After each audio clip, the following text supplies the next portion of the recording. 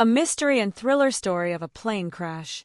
This story uncovers the truth behind the mysterious disappearance of Flight 416 and its passengers. We will explore why the crash happened, whether there were any survivors, and the shocking conspiracy behind it all. Los Angeles International Airport was bustling with activity. Passengers of Flight 416 waited at the boarding gate, watching their plane through the terminal's large glass windows. Captain David Harper was in the cockpit, running final checks with First Officer Lisa Carter. "I hope this will be a smooth flight," Lisa said while reviewing the weather conditions. "I've flown this route for 20 years, David replied. "There's occasional turbulence over the South China Sea, but nothing to worry about." Lisa nodded but couldn't shake the uneasy feeling in her chest. She had noticed minor disruptions in the radar system. The technical team assured her it was nothing significant, but her instincts told her otherwise. Among the passengers was Dr. Alex Turner, gripping his briefcase tightly. Inside were critical documents. This was no ordinary flight for him. Young Emily Clark, traveling with her mother, eagerly took her window seat. Jack Morrison, a man with a military demeanor, quietly observed his surroundings as if anticipating something. After final communication with the control tower, the plane accelerated down the runway and took off into the sky. Everything seemed normal for now. At 35,000 feet, passengers relaxed. The cabin crew had begun service. Some passengers read magazines, while others dozed off. David glanced at the control panel and turned to Lisa. "Does something seem off to you?" Lisa looked up. "Like what?" "The airflow at this altitude is unusual, and the autopilot briefly disengaged on its own, and all displays froze for a few seconds." Lisa frowned. Could it be a software glitch? David hesitated. "Maybe, but I have a bad feeling about this." Just then, the plane jolted violently. Passengers gasped in fear. Jack Morrison remained calm, looking out the window. Emily clung to her mother, while Dr. Turner clutched his briefcase even tighter. Lisa checked the flight path and gasped. "Captain, this is impossible. The plane is changing course by itself." David immediately tried to regain control, but something was wrong.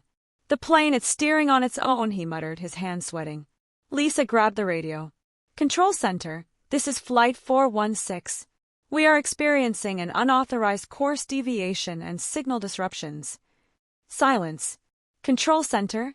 Do you read me?" The radio was completely dead. Minutes passed, and Lisa's worry deepened. "Captain, look at the radar. The plane's position, it's no longer on the map." David narrowed his eyes. "That's impossible. Could we be hacked?" Lisa asked. "Or are we in an airspace we weren't supposed to enter?" David replied. Suddenly, all cockpit screens went dark. David tried to remain calm and switched to manual control.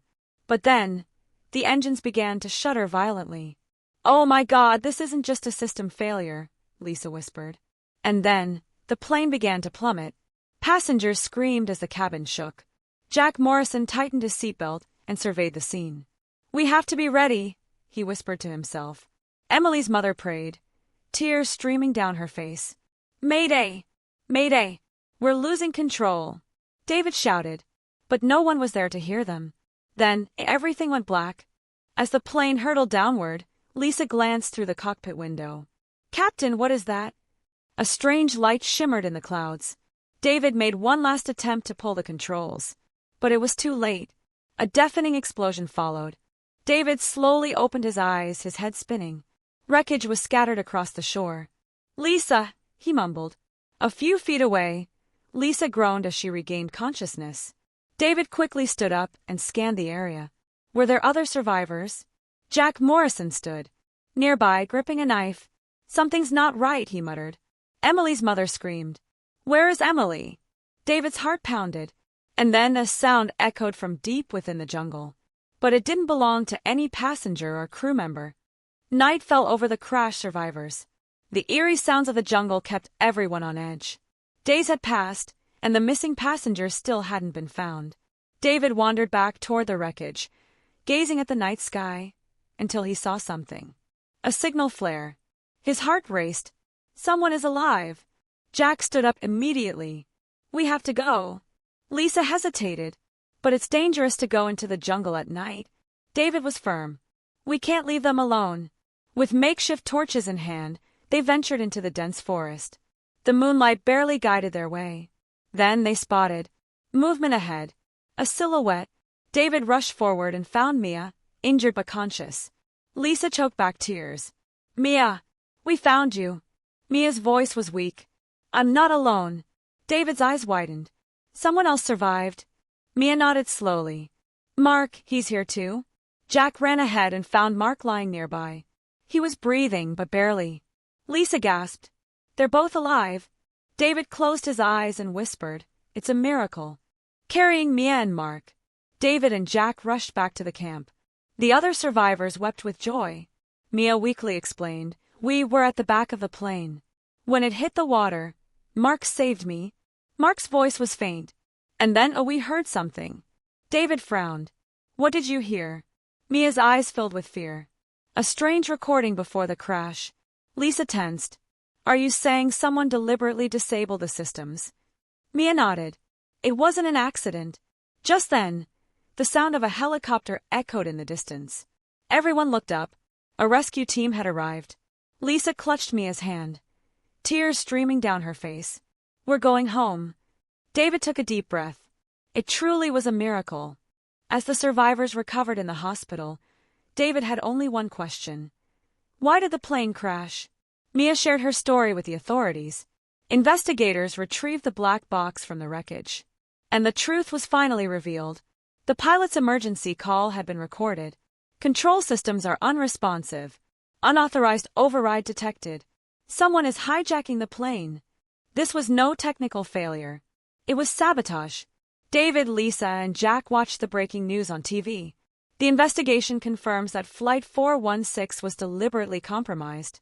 Officials state that a cyber attack manipulated the air traffic control system, leading to the plane's fatal course deviation. Lisa covered her mouth.